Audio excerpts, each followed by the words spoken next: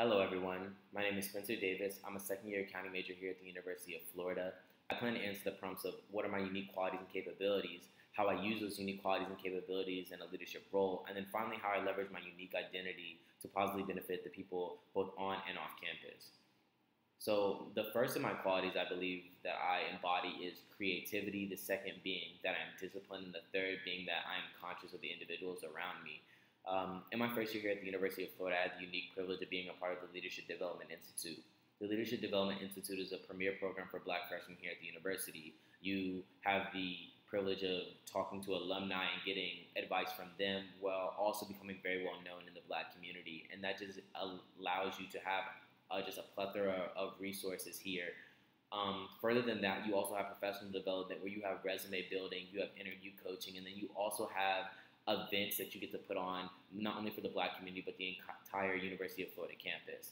So one of the benefits of this program is that you do become very well known, but also you have to realize that while you're putting at an advantage and getting a lead across against your peers, other people are being put at a disadvantage because they don't get those opportunities and experiences.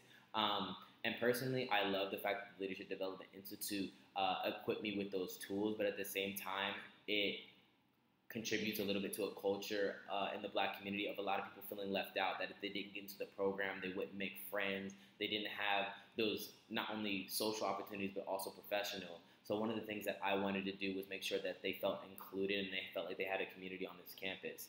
Part of the inspiration for my idea was both my parents ended up coming to the University of Florida, and they were here in the late 80s and early 90s, and they just talked about how much fun their college experience was and just some of the things that they did while they were here at the University of Florida. So I had the idea of having a cookout for just the friends in my class. So I planned with another individual a cookout for 65 plus black individuals in the sophomore class. We began planning in June, and the event didn't occur until August 23rd. There were so many things that factored into the success of the event. First was the budgeting. I completely financed the event myself.